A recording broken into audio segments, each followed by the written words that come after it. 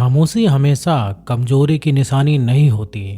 ये एक मजबूत आत्मनियंत्रण का संकेत भी है।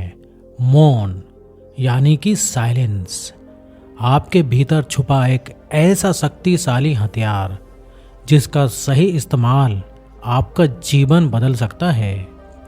दोस्तों, यहाँ मौन रहने से मेरा मतलब बिना कोई भी शब्द बोले मौन व्रत धारण करने से नहीं है, बल्कि यहाँ मैं जिस पावर ऑफ साइलेंस की बात कर रहा हूँ उसका मतलब है बिना जरूरत के हर चीज में अपनी प्रतिक्रिया देने से खुद को रोकना, बिना मतलब बेकार की बहसबाजी से बचते हुए केवल अपने काम पर फोकस करना।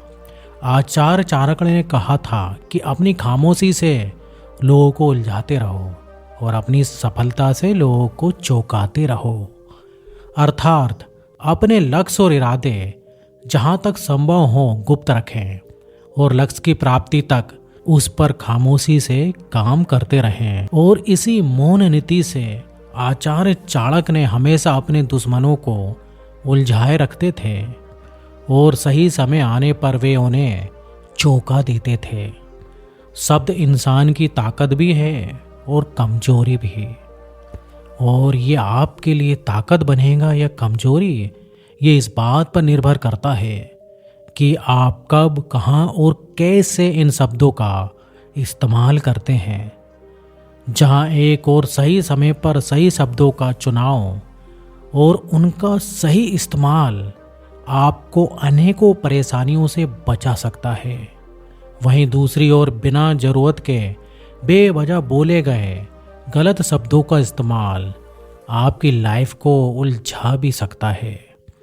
द्रौपदी का बिना जरूरत के बोलना कि अंधे का पुत्र अंधा है महाभारत के युद्ध का एक बड़ा कारण बना था। हमारे कई नेताओं के और फिल्म स्टार्स के ऐसे कई उदाहरण हमें न्यूज़ और मीडिया में देखने को मिलते हैं, जहां केवल चंद गलत शब्दों की वजह से ये लोग मुश्किल में फंस जाते हैं। और कई बार तो कई बड़ी हस्तियों का पूरा कैरियर उनके बड़बोलेपन की वजह से तबाह हो जाता है और कुछ का कैरियर तो बन ही नहीं पाता। अक्सर लोग अपनी जुबान का इस्तेमाल दूसरों को नीचा दिखाने और खुद को बड़ा दिखाकर अपना प्रभाव जमाने के लिए करते हैं, और इसी चक्कर में वे कई बार इतना फालतू बोल जाते हैं कि बाद में अपने ही बोले शब्दों के कारण वे कई अनचाहे विवादों में फंस जाते हैं।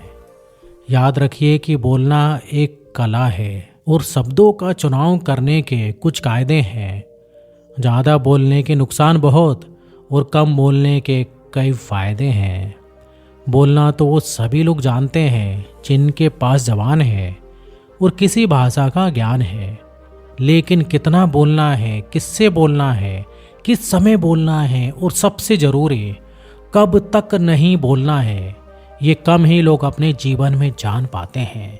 क्योंकि बोलना एक कला है तो मौन एक साधना है, और साधना यानी खुद पर नियंत्रण, जो थोड़ा सा कठिन लगता है।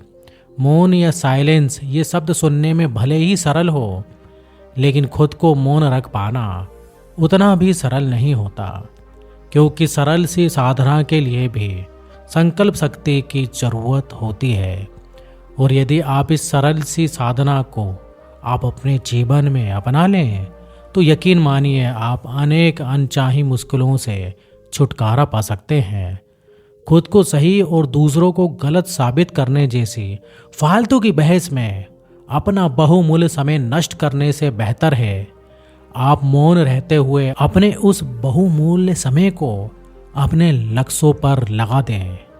याद रखिए, जिन्हें आप पर भरोसा नहीं है उन्हें बोलकर समझाने का कोई फायदा नहीं है, उन्हें करके दिखाओ।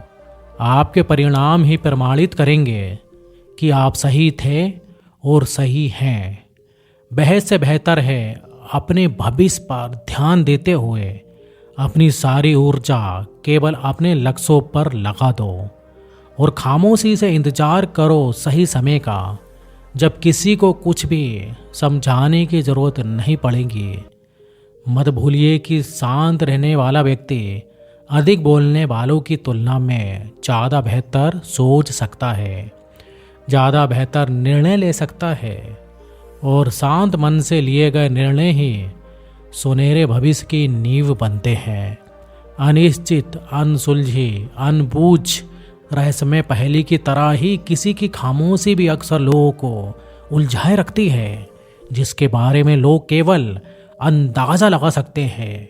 और मौन रहकर आप बिना किसी बहस में फंसे पूरी तरह से अपने काम पर फोकस करते हुए जहां एक और अपनी खामोशी से लोगों को उलझा सकते हैं, वहीं दूसरी ओर अपनी सफलता से लोगों को हैरान भी कर सकते हैं। लगाने दो अनुमान लोगों को आपकी खामोशी का। आप लोगों को केवल सुनो और उन्हें इंतजार करने दो आपके बोलने का। लेकिन आपने बोलकर नहीं, करके दिखाना है।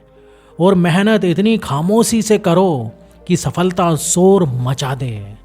और ये सब संभव है, बस आपको मौन की शक्ति को पहचानना है और इसे अपने जीवन में अपनाना है। अपने शब्दों की शक्ति को पहचानिए और हर बार सही समय के लिए सही शब्दों को बचाकर रखिए। मौन में शक्ति है, आनंद है। केवल 3 दिन इसके अभ्यास का संकल्प करें और मौन की उस अद्भुत ऊर्जा को महसूस करें। मौन रहना अपने आप में एक साधना है और ये साधना आपको आपके भीतर छुपी एक नई शक्ति से आपका परिचय करवाएगी। आप खुद को और इस दुनिया को बेहतर समझ पाएंगे।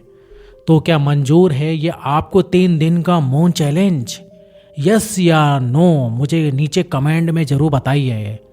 और 3 दिन में जो भी महसूस करो उसे भी कमेंट्स में लिखने में वापस इस वीडियो पे ज़रूर आना। तो आई होप कि आपको ये वीडियो अच्छा लगा होगा। यदि अच्छा लगा हो तो इस वीडियो को लाइक और शेयर करने में कंजूसी मत करना यार।